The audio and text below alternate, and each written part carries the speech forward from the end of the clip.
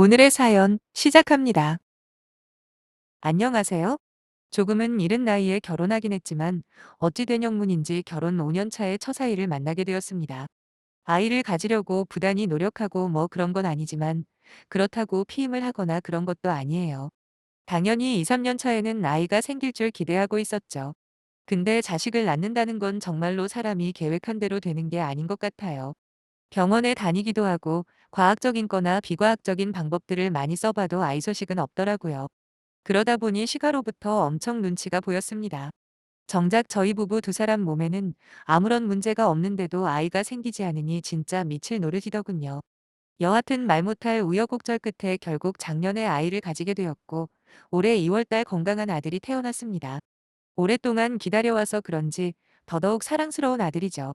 이제 가장 큰 고민거리였던 아이 문제도 해결이 되었고 저희 부부 앞에는 행복한 일들만 남아있을 거라 믿고 있었는데 생각지도 않았던 문제가 생기고 말았습니다.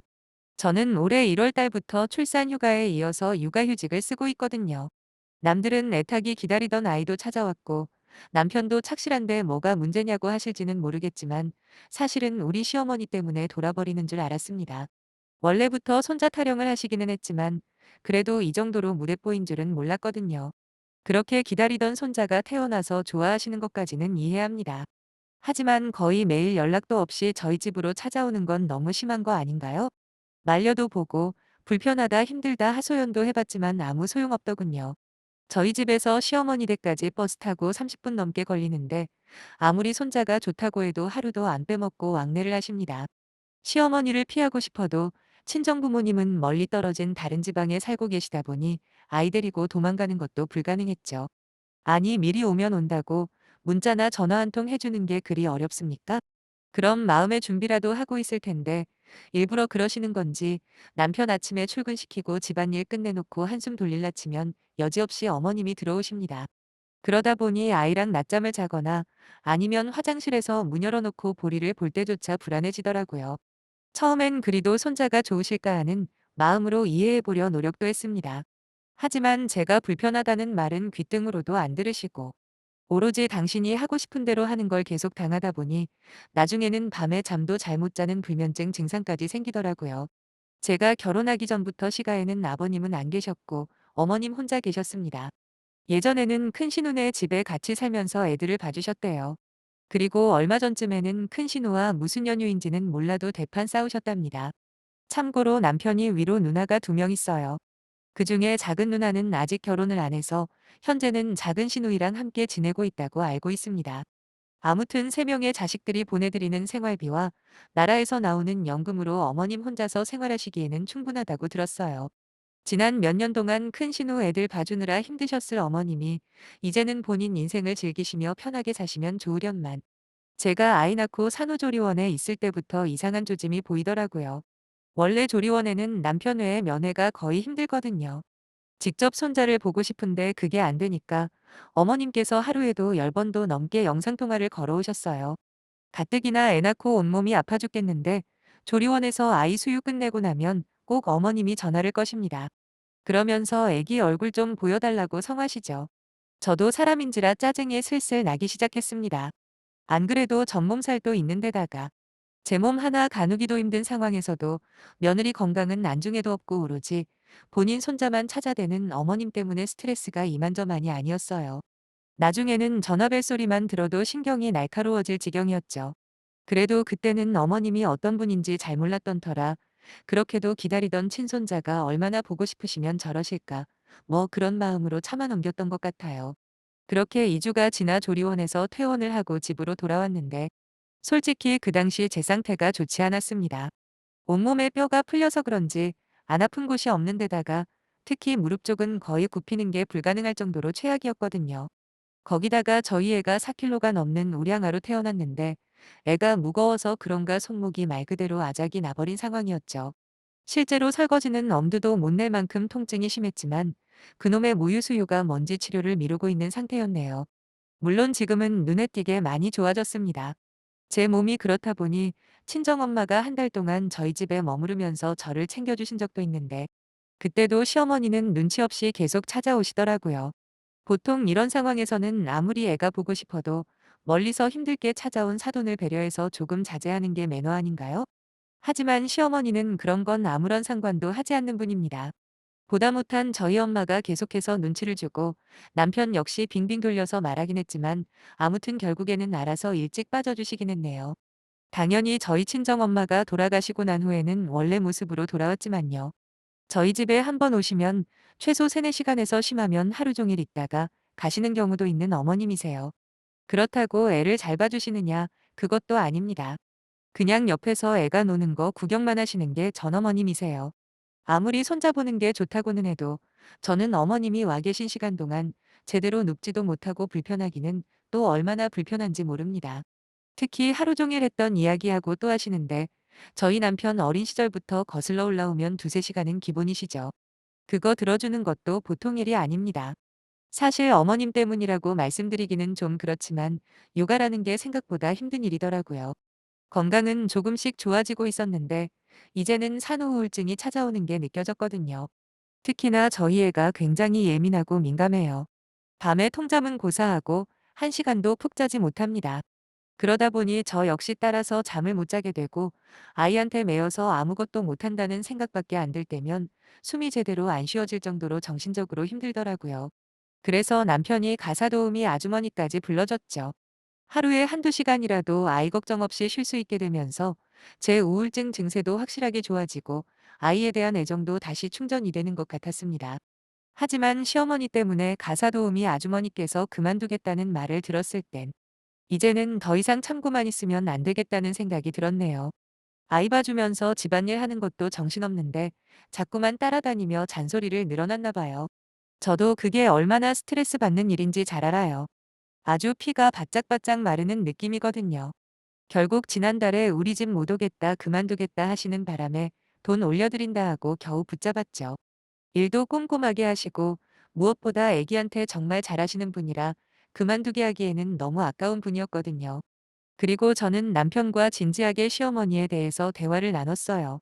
이대로는 너무 힘들어 죽겠다고 내 말은 통 들을 생각을 안 하시니 당신이 좀 알아서 해결해 보라고 하소연 아닌 하소연을 했습니다.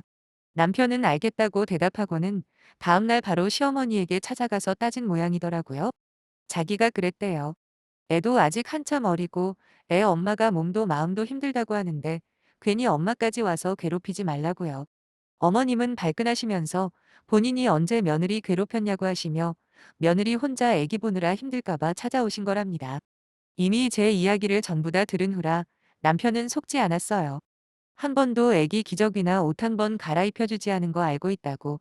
그렇게 며느리가 걱정되었으면 하다못해 그런 거라도 도와줬어야 하지 않냐 논리정연하게 반박을 했더니 그제서야 시어머니의 입이 굳게 닫히더랍니다. 아무튼 그 뒤로는 조금씩 제 눈치를 보시면서 자기가 애보고 있을 테니 저는 안방에 들어가서 쉬라고는 하시더군요. 하지만 시어머니가 뻔히 거실에서 아이랑 함께 있는데 어느 며느리가 안방에 들어가서 편하게 쉴 수 있겠습니까? 실제로 제가 몇 번 안방에서 좀 누워 있었던 적이 있긴 해요. 근데 5분도 안 돼서 애가 울게 만드시더니 곧장 저를 찾으시길래 그 뒤로는 아예 기대도 안 했네요. 사실 남편과의 사이는 계속 좋았던 건 사실이에요. 하지만 아이 낳고 어머님이 저희 집에 오기 시작하면서 크고 작은 부부싸움이 끊기지를 않는 겁니다. 점점 저희 부부 사이도 멀어지는 것 같고 조금 좋아졌던 우울증도 다시 시작되는 것 같아 걱정이 많이 되었어요. 저 하나만 생각하면 또 모르겠지만 이제는 저 혼자가 아니잖아요. 뭔가 확실한 대책이 필요하다고 생각했습니다. 남편에게 다시 말을 해볼까 하다가 금방 마음을 바꿨어요. 처음에는 제가 힘들다 그러면 시어머니한테 전화를 하거나 직접 찾아가서는 시도 때도 없이 우리 집에 찾아오지 말라고 싸워주더니 시간이 갈수록 자기도 지쳤는지 손을 놓고 있었거든요. 결국 저의 우울증은 깊어져만 갔고 답답한 마음에 퇴근하고 돌아온 남편에게 화만 내게 되더군요. 솔직히 시어머니에 대한 문제만 빼고 나면 착하고 가정적인 좋은 남자입니다. 제가 몸 아프고 힘들다는 말을 하자마자 바로 가사도우미 아주머니 불러다 줬고 요즘엔 집에 돌아오면 살림까지 거의 도맡아서 해요. 본인 자는 시간까지 줄여가며 아이도 봐주는 모습을 볼 때면 종종 남편도 참 딱하고 불쌍하다는 생각도 듭니다. 그러다 보니 시어머니 한 명 때문에 자꾸 싸우게 되는 현실이 너무 싫었죠. 하지만 저나 남편이 뭐라고 떠들어도 무턱대고 집으로 찾아오는 시어머니를 어쩌겠습니까? 뭐 그렇다고 안면몰수하고 인연을 끊을 수도 없는 거잖아요. 할 수 없이 저는 시어머니에게 마지막으로 부탁들 드려봤어요. 다른 건 몰라도 일주일에 3번 이상은 오지 마시라고. 그리고 적어도 1시간 전에는 미리 전화를 주셨으면 좋겠다고 했습니다. 물론 하루 종일 저희 집에 있는 것도 자제하시라고 손자 실컷 보시다가 2~3시간 정도 지나면 댁으로 돌아가시라 부탁 반 경고 반 말씀을 드렸죠. 하지만 속이에 경이 끼더라고요. 어머님께서는 당신이 옛날 사람이라 무식해서 그렇다고, 그리고 무슨 엄마가 아들 집에서 손주 보는데 허락까지 맡아야 하냐, 오히려 저한테 역정을 내시는 겁니다. 그 순간 눈앞도 흐려지고 숨이 가빠오기 시작했어요. 뒷목이 심하게 당기는 게 아마도 스트레스가 극한으로 쌓인 모양이었죠. 도저히 1초도 어머님이랑 한 공간에 못 있겠다 싶어서 안방으로 들어가서 옷을 꺼내 입고 아이는 어머님께 안겨드린 다음 집을 나와버렸습니다.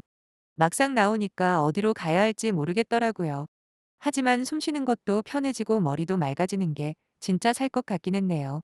아파트 앞에 공원에서 서성이다가 커피숍에 들어가서 2시간 정도 있다가 집으로 다시 들어갔습니다. 물론 그 사이 어머님에게서 어디 갔냐고 전화가 불이 나게 왔지만 전부 무시했어요. 가사 도우미 아주머니에게는 따로 연락을 드려놨었거든요.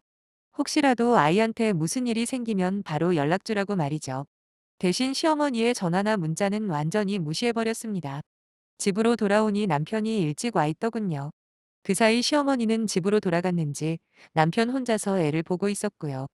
저보고 어딜 다녀오냐고 따지듯이 묻는 남편에게 당신 엄마랑 같이 있다가는 내가 죽을 것 같아서 나갔다 왔다 솔직하게 이야기를 했습니다. 거기다 추가로 앞으로 당신 엄마가 또 집에 찾아오면 나는 그 즉시 애를 맡기고 나갈 거라고도 했죠. 사람이 말로 해서 안 되면 다른 방법을 써야 하지 않겠냐며 당분간은 내가 알아서 할 테니까 시어머니랑 단판을 지을 때까지 간섭하지 말라고 단호하게 경고했어요. 남편은 처음엔 무슨 말을 하려고 하다가 자기도 지금까지 지켜본 게 있으니까 그냥 알겠다 한마디 하고 말더라고요. 다음날 시어머니가 아무런 예고도 없이 저희 집으로 찾아왔습니다. 아침 9시 조금 넘었던 걸로 기억하는데 저보고 어제는 어디 갔었냐고 물어보더군요. 전 한마디 대답도 없이 또 옷을 갈아입었죠. 그리고 아이를 어머님 품에 안겨드리고 집 밖으로 나갔습니다. 어머님이 현관에서 지금 시엠이 무시하냐 소리를 질렀지만 뒤도 돌아보지 않고 나가버렸어요. 어머님이랑 논쟁하느라 사용할 에너지도 부족했고 그렇다고 같은 공간에 있다가는 죽을 것만 같았거든요. 가사 도우미 아주머니에게 전화를 드렸어요. 수당을 더 챙겨드릴 테니까 조금 일찍 출근해 달라고요. 대신 저희 시어머니가 무슨 말을 하시던 대꾸하실 필요 없다고 그냥 하실 일만 해달라 부탁드렸어요.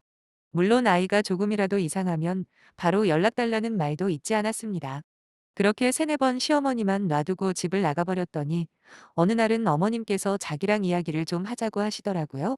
저더러 뭐가 문제냐. 도대체 어떤 점이 마음에 안 들어서 이 사단을 만드는지 말 좀 해보랍니다. 저는 이야기하면 들어주실 거냐 되물었어요. 그랬더니 어머님도 자기가 들어줄 수 있으면 들어주겠다. 마치 선심 쓰듯 이야기를 하시길래 그럼 말 안 한다 했습니다. 무조건 제가 하자는 대로 하실 각오가 되어 있을 때 다시 말씀하시라 그랬죠. 그리고 2~3번 같은 일이 반복되고 나서 결국 어머님께서 항복을 하셨어요. 저는 처음부터 차근차근 이야기를 꺼냈습니다.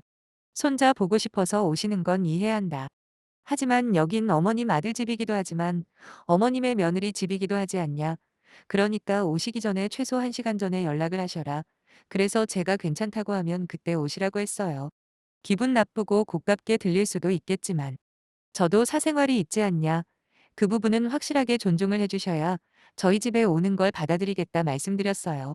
그리고 저희 집에 오셔도 웬만하면 하루 종일 있는 건 자제해달라고도 했죠. 오는 횟수는 일주일에 2번 넘지 마시라 등등. 제 입장에서 이 정도는 이해할 수 있겠다 싶은 조건들을 전부 이야기를 했습니다. 만약에 지금처럼 어머님 마음대로 해보시라고 어차피 저야 지금처럼 집 나가버리면 그만이라고 했더니 어머님께서 생각할 시간을 달라고 하시더라고요. 충분히 가지시라 했죠. 나름 어머님 입장은 저도 이해가 되었어요. 직접 말씀하시기는 자존심이 상하셨는지 그날 저녁 문자로 알겠다는 답변을 받았고 실제로 그날 이후로는 제가 말씀드린 조건을 잘 지키고 계세요. 저희 집 분위기는 다시 예전처럼 좋아지고 있는 중입니다. 저 역시도 불면증이 사라졌고 스트레스가 많이 줄어서 살만하고요. 마음이 편안해서 그런지 여기저기 몸 아픈 것도 덜하고 무엇보다 무기력증이라던가 우울한 기분이 많이 없어졌어요. 처음부터 제 이야기를 조금만이라도 들어주셨으면 며느리한테 훈계 듣는 지경까지는 안 갔을 텐데 그 점은 참 아쉽네요. 하지만 제가 너무했다는 생각은 안 합니다. 저도 사람인지라 살아야겠다는 생각밖에 없었거든요. 앞으로 이런 일이 생기지 말라는 법은 없을 텐데 그때도 이번처럼 단호하게 대처해 나갈 생각입니다. 그럼 제 사연은 여기서 마칠게요. 읽어주셔서 감사합니다.